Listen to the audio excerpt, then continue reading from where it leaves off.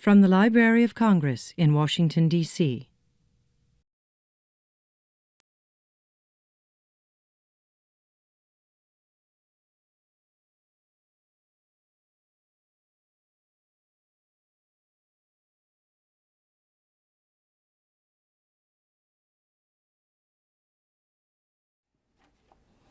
Welcome, everyone. I'm Tomoko Steen at Science, Technology, and Business Division here at the Library of Congress. Today's event is sponsored by our division. It's my great pleasure to introduce distinguished speaker today, Dr. Giorgio Trinchieri. Dr. Trinchieri is the director of the Cancer and Inflammation Program and the chief of the Laboratory of Experimental Immunology at the National Cancer Institute.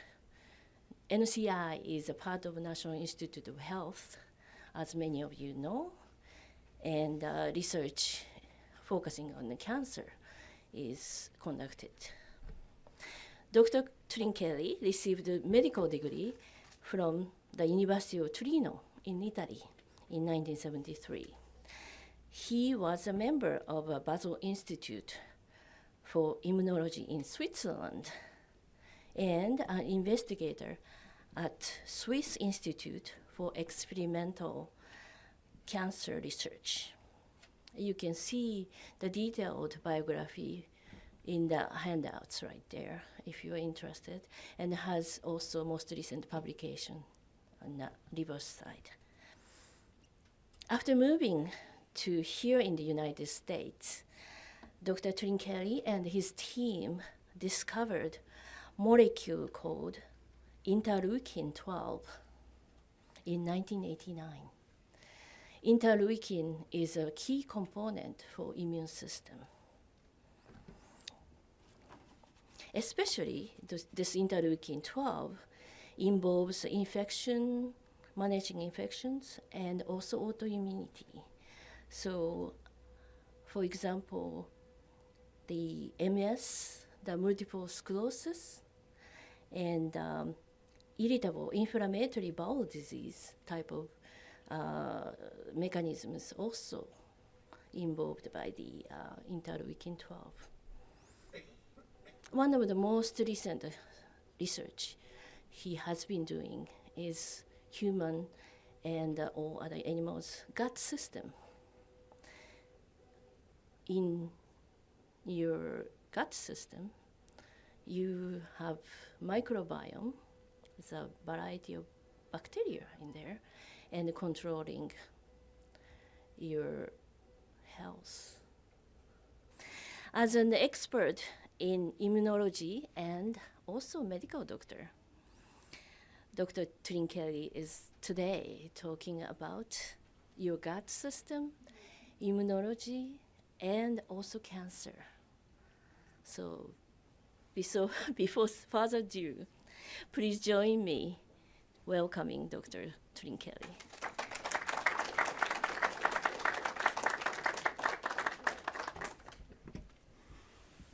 Thank you, Tomoko. Thank you very much for inviting me here. Thank you all of you for coming. And what we're going to talk today is the effect of microbiota on health and disease. And I will try to introduce you what's the meaning of microbiota and what can be used, and this knowledge can be used in medicine, both for disease prevention and disease therapy. In the 17th century, the Dutch drape maker Anthony van Leeuwenhoek liked to play in making lens, and he built some of the first microscope that show here. And by this small microscope, it was probably given just a magnification of few fold. He was actually the first one to describe microbes. This is the way that he drew them. And he looked in the plaque between his own teeth, and the way it's described in the letter to the Royal Society in London is then I almost saw a great wonder that in said matter there are many little living animalcules very prettily moving. So that was really the first description of microbes and the first description that this microbe can live actually in our body. We made big progress, obviously, technology. We can look the microbes in our mouth. as well as other sites of the organism. Microscopy has been advanced greatly. And also through the year, we learn how to culture the microbes, the bacteria in vitro, in Petri dish. But even if this technology is improving very much, we can still only culture a fraction of the bacterial species living in our body. So the real progress in understanding this population of microbes in our body and in general is been with the progress in DNA sequence technology in the last 10 years or so. Obviously, that technology was very much involved in the identification of the human genome and the human genes. And with this technology, now we can really characterize the gene in a population of microbes and understand the whole component, regardless of the fact that we can isolate and grow them in vitro. So now we define as a human microbiota the ensemble of microbes that reside in our body. And the human microbiome is the ensemble of genes that are present in this population of microbes in the microbiota. So obviously there's been incredible progress, scientific progress in the 17th century today. Obviously the good news that this new technology, molecular technology, system biology, now we can really start to understand what Van Leeuwenhoek saw under this primitive microscope. The bad news that this new technology generates an incredible number of information that become very difficult to interpret, to analyze. We need really computer tool, bioinformatic tool to be able to understand, and the task to identify this is really an enormous task. Still, we have made major progress in the understanding the role of the microbiota, both in health and disease. But if we really want a full understanding of the mechanisms, the molecules that are involved, and use that, apply that for prevention and treatment of disease, we really need to continue with larger study, and particularly should be coordinated multidisciplinary effort, because we need now different scientific disciplines to get together and allow us to understand this complexity. So I want just to give you an evolutionary idea of what's happening is obviously the microbes and bacteria were the first organisms present for billions of years on the earth. And in more than 2 billion years ago, something happened, and bacteria start to join each other, what is called an endosymbiont, and form organisms from two bacteria. And the cell type, the eukaryotic cell type, is the one that form all animals, including ourselves. They really derive from the fusion of a type of bacteria-like cell that was called archaea, that phagocytosed engulfed another bacterium that was able to fix oxygen, and that became the mitochondria in eukaryotic cell. This allow our cell to utilize oxygen to breathe. And eventually, these eukaryotic cells start to form multicellular organisms, the early metazoa. And these organisms, primitive organisms, like still today, we live in a sea of bacteria. Bacteria and microbes are everywhere. So they form a symbiont with the multicellular animal, with the bacteria.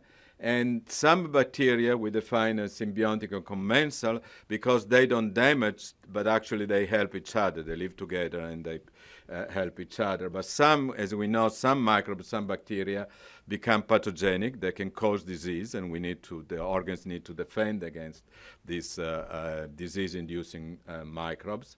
And other that have been defined more recent are called pathobiont. Now, pathobiont are microbes, the bacteria, they are present normally in our body, but because of the equilibrium in the population of bacteria we have in our body, they don't create any problem. But this equilibrium is broken, and these bacteria can expand, they become in larger number, change some of their genetic characteristics.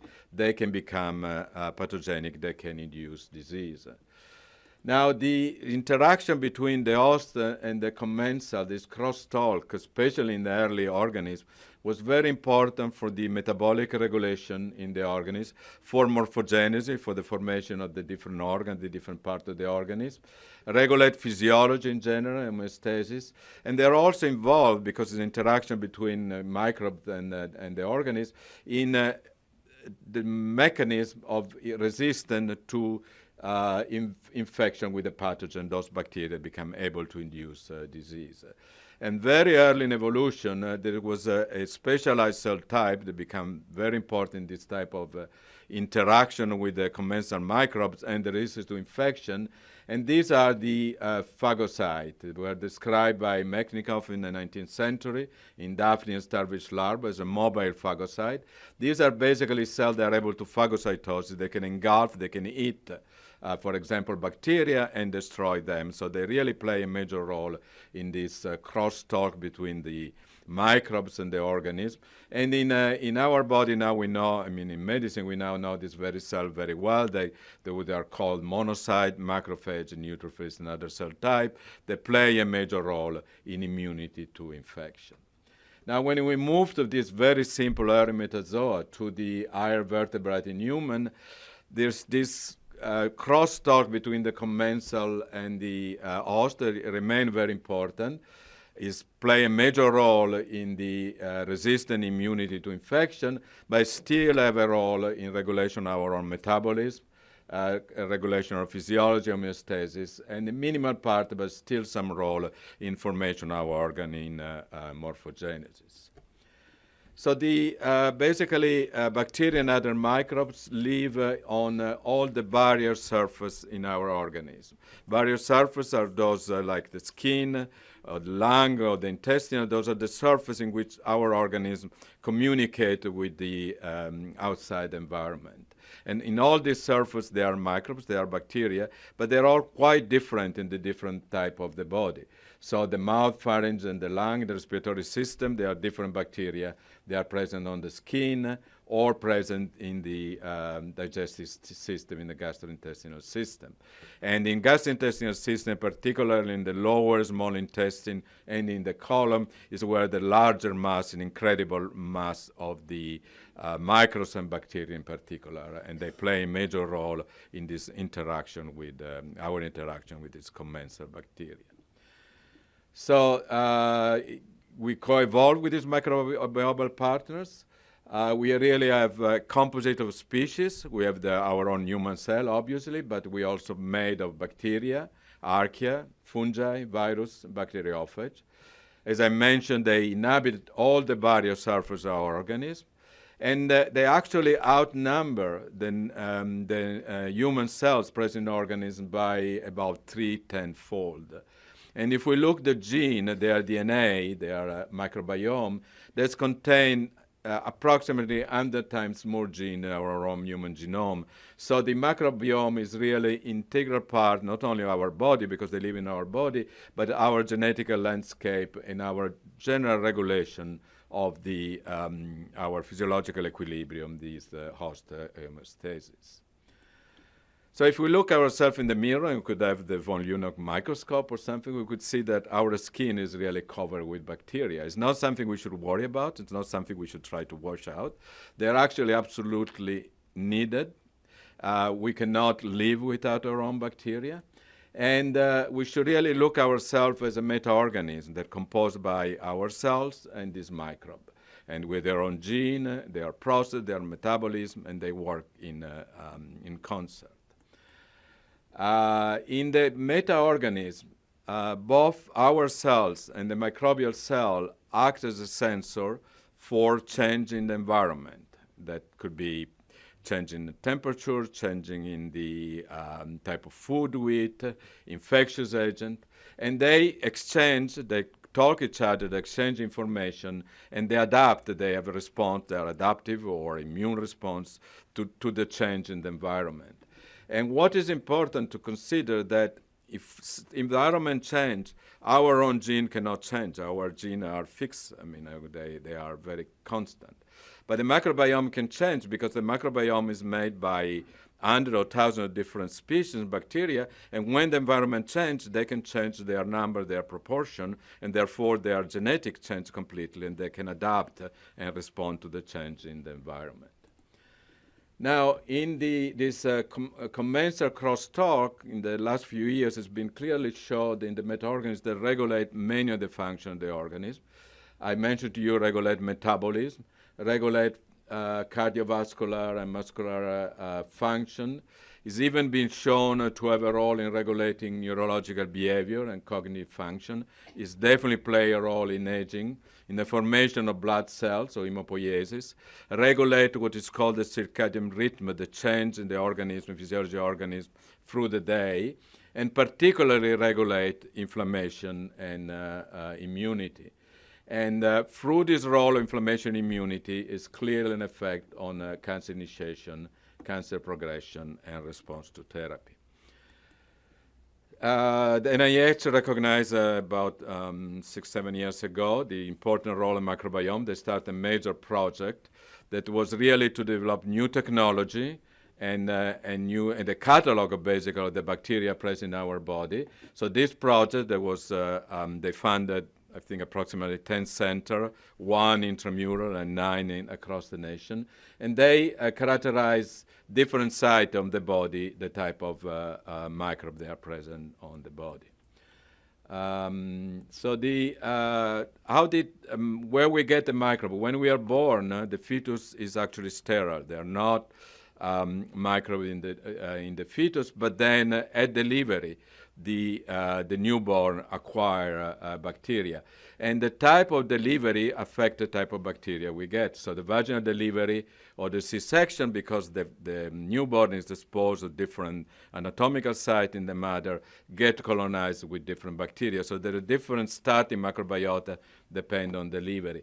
But then during early childhood, there is acquisition of many different species from different sources, from the environment, from other people, from the family, and there is a rapid change and diversity in the microbiota. But eventually, when you get in the adult age, that gets sort of fixed and is maintained fixed until old age. But can change. The alimentation can change it. Disease can change it, obesity can change it. So there can be some variation, but it tends to be rather constant through life. It definitely changes in old age and probably is associated with the aging process. So what can change our microbiota? Our own genetic, our own gene is clearly affecting that. I mentioned the mode of delivery affect the composition of microbiota and the age affect the microbiota. There is also major difference due to geographic variation. And that can be for different reasons. But the geographic location usually affect the lifestyle, the nutrition, and the hygiene, and that is going to affect the composition of the microbiota. Also, we can take food supplement like probiotics. We can treat with antibiotics. We have disease, especially infection. Then they can affect temporarily and often permanently the composition of the microbiota. And that can bring to what is now defined as dysbiosis. That is an imbalance in the microbiota that changes what is considered a normal, healthy microbiota. And that may often to be associated with this different type of sickness, of illnesses. So what the gut microbiota is doing, I told you metabolic function. For example, they are involved in the synthesis of vitamins, the metabolism of bile acid and host hormones, fermentation of food, particularly of carbohydrate.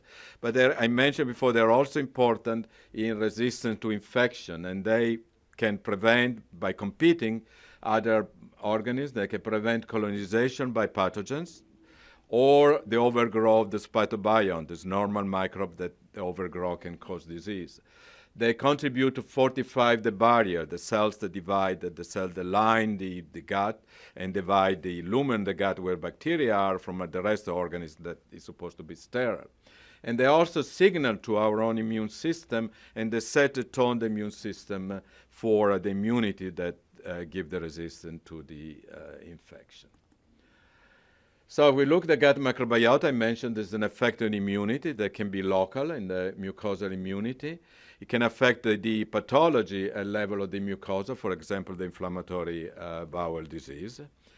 Can have an effect of distance. I mentioned metabolism. The gut microbiota has a major role in the regulation of body mass, because of obesity, metabolic syndrome, inflammatory metabolic syndrome, insulin-resistant type 2 diabetes are very much connected to change in the microbiota. They also regulate systemically the immune system, development of the immune system. And for example, that's seen by the fact that the gut microbiota is needed in our lung to resist to flu virus infection. Without gut microbiota, our ability in the lung to resist the infection like flu is very much decreased. Also, autoimmune disease, the disease in which the immune system attack our own organism and cause disease, is needed the gut microbiota, for example, in autoimmune disease in the brain, in the joint, or in the liver. What change when we don't pay attention to the change in the microbiota? If we antibiotic use at early age, it has been shown to induce dysbiosis, and that may predispose to obesity. It's been clearly shown in experimental animals like mice, but there are also epidemiological data show that infant less than 6 months get treated with antibiotic predispose them to an increased body mass by the time they get toddler, and with the increase of their weight and obesity. The other correlation is with allergic and autoimmune disease. And for example, there are kids has been given a certain number of antibiotic treatment have a significant increase in the risk of chronic colitis, inflammatory bowel disease. And if kid has been treated with more than 5 courses of antibiotic, that risk can be up to 3-fold increase. There's a major increase in this type of disease. And indeed, inflammatory disease that affect the barrier tissue are on the rise. There is now in the state about 1.4 individuals suffer for the chronic colitis. 9% of the kids develop food allergy by age 5, and asthma affect 1 in 12 individuals. And the so-called hygiene hypothesis, the thing that we tend to eliminate exposure to bacteria or to use antibiotics and so on, is considered one of the hypotheses. This change increase in this disease that observed in the U.S., in civilized country, and less in underdeveloped country or more historical in humanity. So we really need to be careful the way we change the microbiota. And obviously, antibiotics are needed. I mean, we want to stop infection disease, but they often, especially a broad spectrum antibiotic, they often kill beneficial bacteria together with the pathogen, and one really have to pay attention to try to avoid that. So I told you we're going to talk about cancer. So cancer grow in our body, and we are a meta-organism. So you can see that cancer is not only a disease of the body, it's actually a disease of the all human meta-organism. And as you all know, that the cancer cells are genetically modified. Genes in the cancer cell are altered. There's oncogene, suppressor gene, and suppressor tumor gene. And this change in the genetic change in the cancer cell is what makes the cancer cell grow faster and not being subject to certain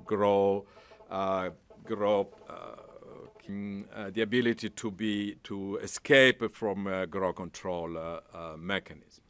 However, the tumor cells will never grow in organism, will never become a tumor and kill the organism unless they found the right environment, the right tumor microenvironment. And in this microenvironment, the inflammation and immunity play a major role in creating either a pro-tumor or anti-tumor environment. And all of this, as I mentioned before, inflammation, immunity, and the composition of this tumor microenvironment, the factors that are produced there, are regulated, may be modulated, regulated by the microbiota, particularly by the abundant gut microbiota. So to the different effect of gut microbiota mentioned before, we need now to add the effect of the gut microbiota on the tumor growth. We know there are bacteria that have been associated, been shown to be carcinogenic. The only one is actually officially accepted as carcinogenic by WHO, is Helicobacter pylori for stomach cancer. But other, like Escherichia coli fusobacterium, has been associated and proposed to be important in colorectal carcinoma. Infection, especially in the East Country, with Salmonella enterica, seems to be associated epidemiological with gallbladder carcinoma. And there are a number, 7 or more oncogenic virus or even parasite, worm and so on, that can be associated with cancer. And in general, about 16 or more % of worldwide cancer are now known to be caused directly or indirectly by infectious agents, infectious microbes. In addition to that, the gut is the ability to regulate the growth of tumor that are not infected, that do not contain bacteria. And for example, there are data, at least in experimental animal, for mammary breast carcinoma, for lymphoma, for sarcoma, for ovarian cancer, in which the commensal microbiota can change the growth of the tumor. And in general, one can say that it's likely there's modulation by the gut microbiota of cancer progression, as well as on the response to immunotherapy and chemotherapy. Now, all of that is because of the role of, it's been studied very much in the last 10 or 20 years, the role of inflammation and immunity in regulating the growth of cancer. And inflammation immunity really is involved in a predisposing condition, like obesity, for example, is involved in this in facilitating those genetic alteration that we see in the basis of the cancer cell transformation. But they're also involved in promoting the growth of the cancer, this ability to form metastasis, the type of immune response against the cancer that may be induced, and also we'll describe you some of our study that involve in regulating the way that the organisms respond to cancer therapy and the way the therapy can be effective in eradicating cancer. And all of that, as I mentioned before, can modulate in different way by the commensal microbiota. So the way that we did to study the effect of the intestinal microbiota of cancer was to induce a growth of subcutaneous tumor in mice. And then we use 2 types of cancer treatment. We use immunotherapy with a substance that's called a CpG oligonucleotide, or chemotherapy using some of the chemotherapeutic agents that are commonly used in the clinics, like the platinum compound oxyplatinum, cisplatinum. We treat the tumor of conventional raised mice, or with mice in which we use a broad-spectrum oral antibiotic to eliminate mostly completely eliminate the gut microbiota, the gut bacteria. An alternative, we use germ-free mice. Germ-free mice is mice that are kept from their birth in a completely sterile environment, so they are not associated. They have no, they are not bacteria, no germ that live in them. This is the type of response. What we are showing here is the survival of mice with tumors. If we don't treat them in this type of tumor, show you on the left for the immunotherapy, they die in about 2 or 3 weeks, all of them. We treat them with this compound called CpG, and we can block the tumor and save up to 70-80% of the mice. So this treatment is very efficient in the mice. But if we treat with CpG together with antibiotics, when we can protect only about 20% of the mice. And the result with chemotherapy, I'll show you oxyplatin, is very similar. In this tumor, mice die in about 10 days or less, but 80% of them survive when treated with oxyplatinum. But if we treat with oxyplatinum and antibiotics, then only about 20% of them survive. Like to try to explain you a little bit of the mechanism, try to be as simple as I can.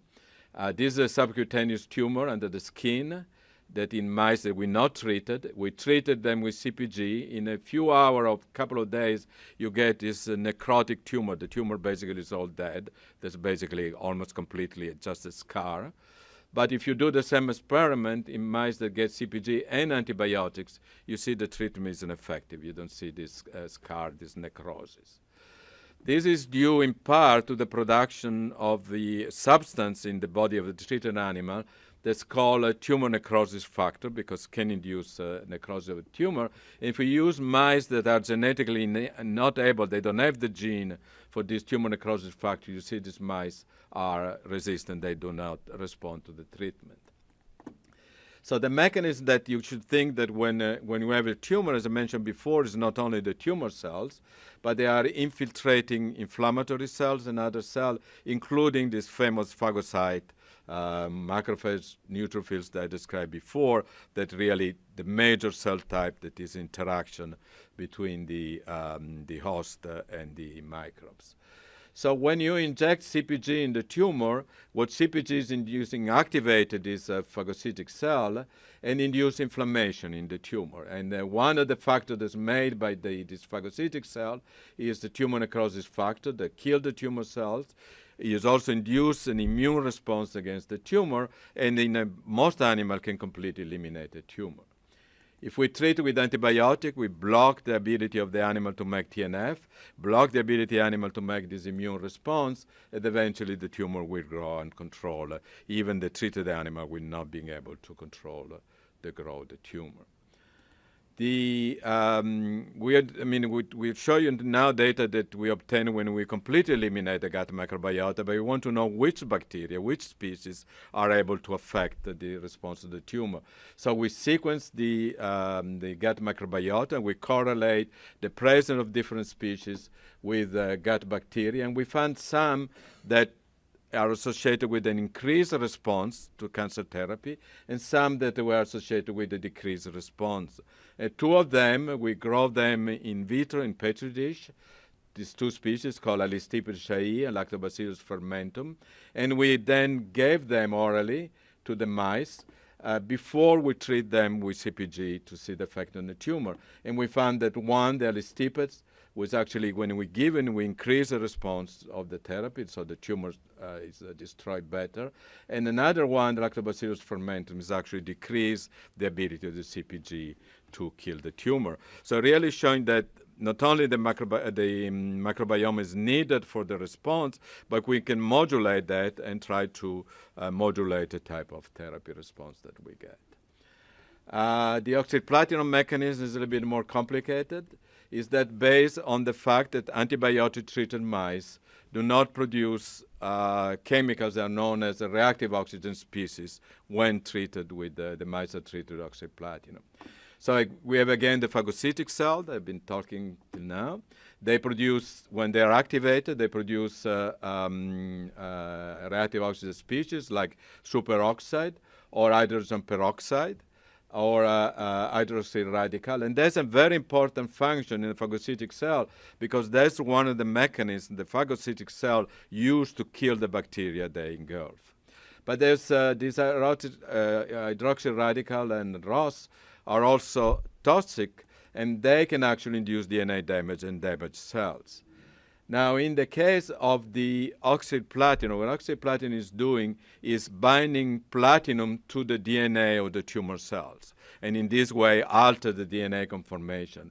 But it's also induced the formation of ROS, activated phagocytic cell to form ROS, and in order for oxyplatinum to kill the target cell, that is done by affecting, by damage the DNA of the tumor cells, both this platinum bind to the DNA and the ROS production is needed. So what happened when you treat the mice with antibiotics? So we've been measuring in experiment, I'll show you on the right, measure the production of this reactive oxygen species by the ability of inducing a substance to the mice that emit light, become luminescence when ROS is produced. So if we give oxyplatinum to the tumor-bearing animal, you can see that we get this light where the tumor is, showing the ROS is produced, reactive oxygen species are produced in the tumor. But with the mice, it's been treated at the same time with antibiotics to reduce the microbiota, then there's no production of ROS. So if that is blocked, this ROS production of ROS, even platinum still bind to the DNA. There is no DNA damage, there's no tumor toxicity, and the chemotherapy is not efficient any longer. So what I've been showing to you is that the gut microbiota and other microbiota, but particularly the gut, affect these phagocytic cells, the myeloid cells that are infiltrating the tumor, and CpG through the production of this factor, that is a tumor necrosis factor, oxyplatinum regulating the production of ROS. But it's now known there are many other tumor therapy that are affected by the microbiota with similar mechanisms involving the phagocyte. And these include two type of tumor therapy has been very much in the news recently, the adoptive T-cell transfer and the immunocheckpoint inhibitor therapy. And the reason it's been in the news in the last 2 or 3 years, because these two type of therapy are the only, in history for the first time, treatment has been shown, at least in a significant proportion of patients, to be able to really induce complete tumor regression and long-term survival in patients, for example, in melanoma patient, in renal cell carcinoma patient, and in bladder carcinoma patient. And that was the reason why Science magazine last year recognized cancer immunotherapy as the breakthrough of the year, the scientific breakthrough of the year. And of interest, one, the runner-up breakthrough is actually the effect of the microbe on the health, including the effect of the microbe on the cancer therapy that was published in 2013. And I would say that a major contribution to this success of scientific clinical success is provided by NCI intramural research program, as well as largely by NCI-funded laboratories across the nation. So NCI had really a major role in supporting directly or indirectly this scientific and medicine progress. So how can we change the microbiota? How can we change or reverse this dysbiosis? Well, we can use antibiotics. Antibiotics are a problem because they can induce dysbiosis, but if we are careful the way we use them, we use more selective antibiotics, we may affect and change and try to reconstitute a healthy microbiota. We can use probiotics. They are live microorganisms that may not be constituent of the host microbiota, but they may change the equilibrium microbiota, may confer an health benefit. And the other way is use what are called prebiotics. These are basically non-digestible food components like fiber, they find in many different type of food, and they favor the growth or beneficial member of the gut microbial community and try to fix this dysbiosis. But the other thing that received much interest in the last few years is the fecal microbiota transplant. Now, this is a very empirical type of medical treatment.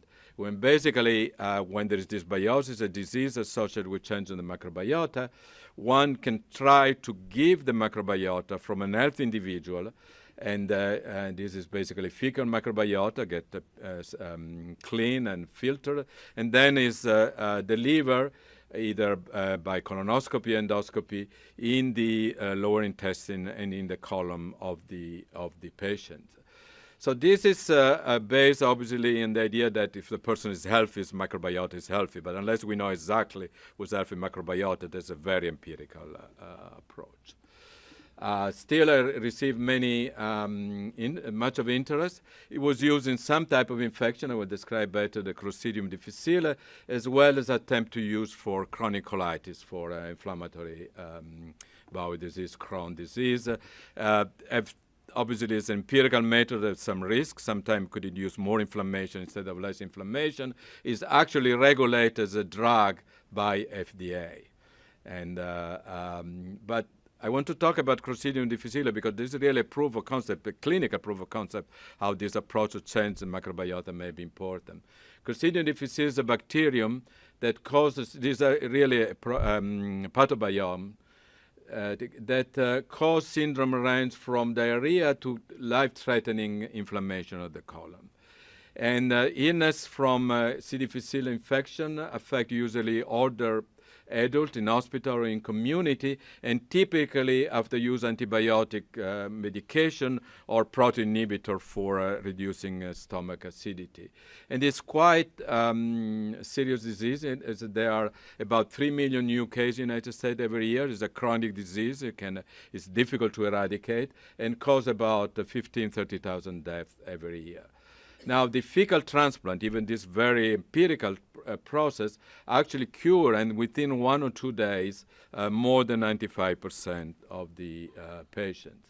And if we look, what I show you on this slide, that each bacterium species present in this tool is indicated by different color. You don't need to know what it is, but this is a patient, and this is the healthy donor for the fecal transplant. You can say that their composition are quite different.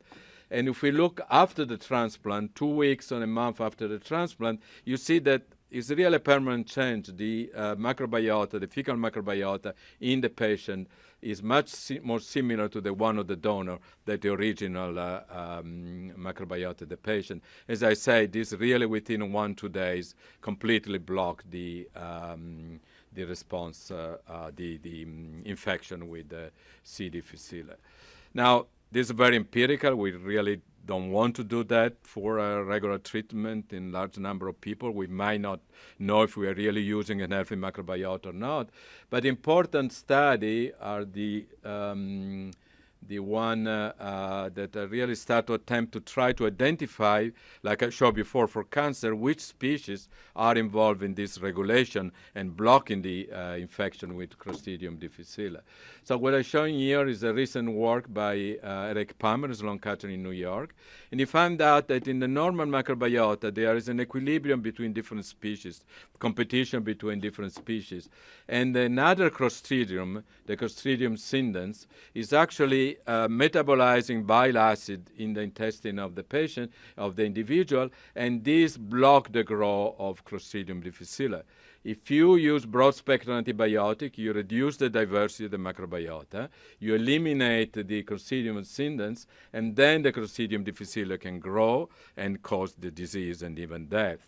And Dr. Palmer has actually been able to show, at least at the moment in mice, that he can very efficiently, by just giving one bug, the Clostridium scindens can cure most of mice, and even better if this bug together with 3 or 4 other bacterial species, so trying to give an equilibrate mixture of bacteria, but still by itself, the Clostridium scindens is enough to block the infection with Clostridium difficile.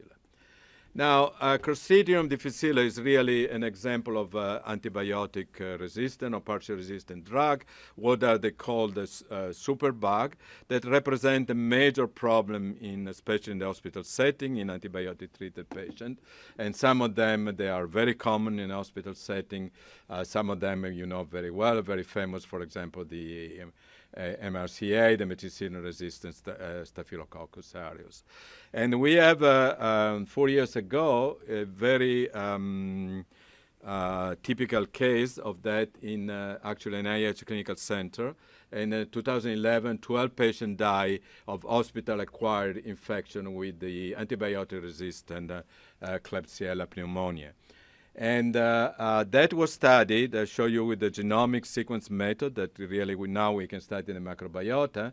And the NIH team that is a different institute that have studied this infection in NIH and stopped it and identified the source and stopped the infection was Segres, Nikin, Palmore, and Anderson, was recognized with the American Medal, Service to American Medal, as the first ever use of this precision medicine, genomic medicine, to stop an hospital-acquired infection.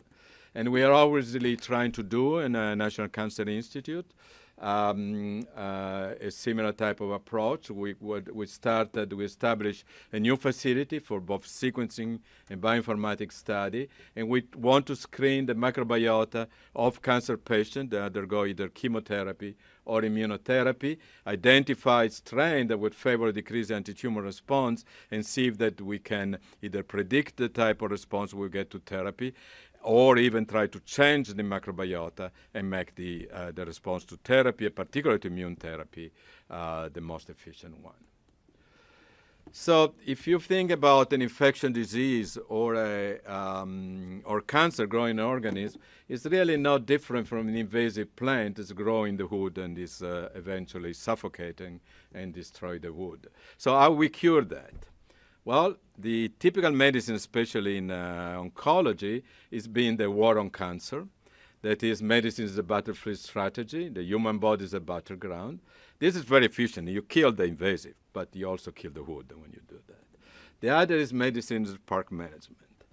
We should have a target removal invasive. We need to eliminate the pathogen. We need to eliminate the cancer cells, but really pay attention to restoration, promotion of native species. And what it is in the patient, the cancer patient infection, is really a thing what is immunotherapy and maybe the microbiota study are pointing to. We need to make sure when we cure the patient, we eliminate the tumor or eliminate infection, we keep a healthy immune system, we limit inflammation, and we try to correct the composition of microbiota in general, the physiology of homeostasis of the organism, and they're really a healthy organism and not an organism be debilitated by the type of therapy. And this is really what has been just part of it has been announced recently by President Obama and by the NIH is the new effort in precision medicine. Precision medicine is really based a lot on these new technologies available.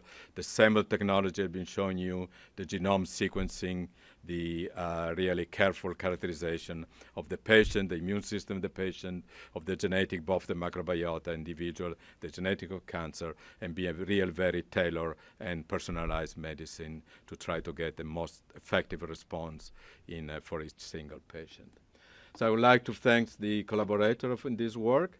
My lab that done some of the cancer work has been showing. Amiram Duchev is actually in the audience. I've not been doing work yet with Colm, sitting over there, but Colm is actually the one that is setting up this new facility, and we work very hard on that. I'm important collaborator, Yasmin Belkaid at the Allergy Infection Disease Institute, Karen Frank in the Clinical Center Microbiology Service, and my clinical collaborator in the NIH Clinical Center, Heidi Kong and Jim Galli. Thank you very much.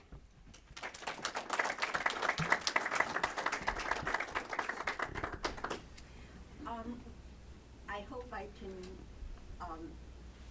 present my question sensibly. With respect to Clostridium difficile, I had read a few times that its growth is accelerated when various stomach acid reducing medications are given to the patient. And I'd like your comments on that. Yeah, this, usually is such that I said the question is whether the Clostridium difficile infection is favored or induced by the use of antacid and in the patient. And as I said, the major cause is usually been attributed to the use of antibiotics, but the antacid and particularly the proton pump inhibitor, they clearly change the utilization of the food, and they can change the microbiota. And it's been clearly shown they change the microbiota, and they can affect the growth of the bacterium. Also, as was shown by Eric Palmer's study with this competition between two species of Clostridium, there's actually what Clostridium is protecting is actually digesting bile acid that obviously come from the stomach and digesting to a form of processed bile acid in which the C. difficile bacterium cannot grow. Now, if you get an increased amount of the change in the bile acid and change in this process of this microenvironment, then the Clostridium difficile can grow. So that is absolutely correct. The antacid, especially the proton pump inhibitor, the strongest antacid, can induce that. So if one wanted to reduce or eradicate using the proton pump inhibitors, what would be a less drastic approach? Well, obviously some of the traditional antacids just buffer the acidity, or some of the less strong Tagamet and so on. I mean, they clearly they've been less associated with that. They are also much less efficient in reducing stomach acidity. So that's always the catch-22 situation. When sometimes we present the data on cancer, newspaper, and sometimes people were calling up and say, oh, we should not give antibiotics to the cancer patient. Well, cancer patient, especially during chemotherapy, they are infected with a very dangerous pathogen. You need to protect the life of the patient. You cannot worry about not giving antibiotics. So it's always this catch-22. Obviously, stomach acidity and ulcers and so on are again a disease of civilization. It's linked to stress and food and so on. So, I mean, this is very theoretical, but the way would be to change the predisposing condition and try not to treat. It's always better to prevent a disease than treat it. When you treat it, you have always this bad and good and bad side of the treatment. Excuse me. Even though the room is not filled, I do want to thank you on your research into the microbiome. It's been a long time. And it's been an area that has not been focused on quite a bit, and I think there's a lot to really appreciate in what you presented here today and what will be coming in the future. My question has to do with what is the differences and the effects, and I'm less on cancer and more on autoimmune disease, on probiotics and how there are differences in the probiotics in changing the makeup of your microbiota. And the second half of that question is, what about the biologic medicines and their treatment, and have there been any relationships to their effectiveness, and or are there any side effects to using the biologics to treat autoimmune diseases? Okay, the question is what is the role of the microbiota in autoimmune disease, how different probiotics may be more or less effective, and what is the effect on the biological therapy on and affecting the microbiota and affecting autoimmune disease. The probiotic is very not regulated field, so it's really difficult to understand. Even when we buy probiotic on the store shelf, and there are so many billions of this bacterium, you really don't know how careful that's analyzed. You don't know if the bacteria are alive or not alive. There's no clear how long they stay on the shelf and so on. And not being FDA regulated, there's really difficult to say get this one and not get this one that's available commercially, and I'm not competent to do that anyway. But there are components. Some of the probiotics being used that are known to have an anti-inflammatory effect, and I showed the data with the Lactobacillus fermentum in cancer, but what we get in that case is the Lactobacillus fermentum block the response to CpG because it decreases inflammation. So this type of bacteria is being shown in experimental animal to be able to decrease systemic inflammation and have an effect in some condition of autoimmunity. But I think this is a field that really need to be understood much better in order to really know what to take and what's working, not working. The biologic therapy is always something that's very close to my heart. That Tomoka has been talking about IL-12 and anti-TNF that I mentioned, or anti-IL-12, are now major drug for autoimmunity of different type. They are atomic bomb. They are really blocking substance that have a major role in our immune system, our physiology, and all these biologic, anti-TNF as well as anti-12, for example, cannot be used in patients that may be a risk of tuberculosis, mycobacterial tuberculosis infection, because they will reactivate the infection. And it's because they change the way the immune system works. If they are used continuously, they are very likely to change the microbiota, and again, it may affect in a good or bad way what's the autoimmunity and what's disease, or induce different type of disease.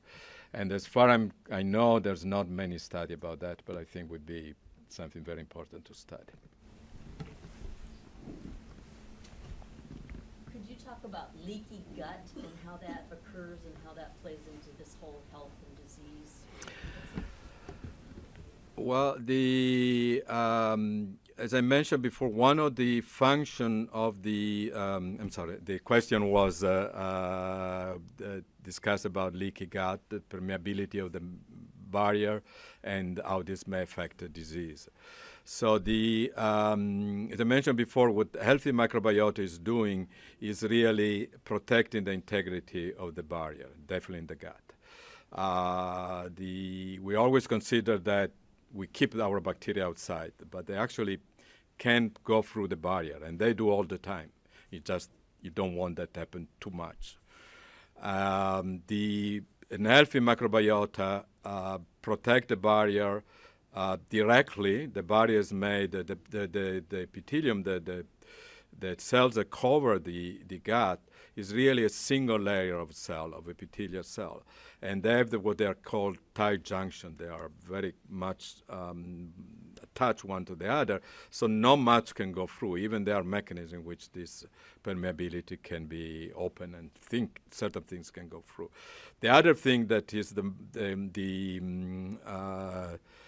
comments that the microbiota is doing is inducing production of substance that called antimicrobial peptide and regulate the immune system, the mucosa, production of antibody, for example, IgA antibody, and that all work together in controlling the composition of microbiota and keeping the barrier intact.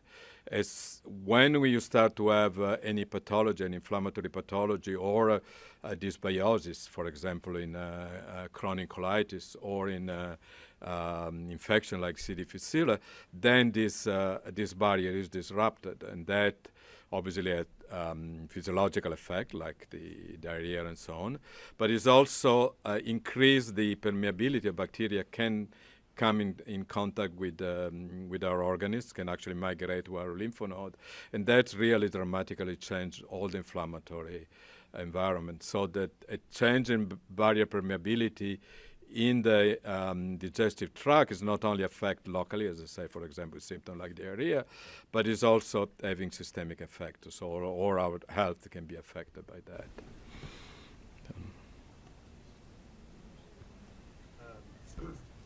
A couple of months ago, I know I have low vitamin D and high cholesterol because I had a blood test at my doctor for an annual physical.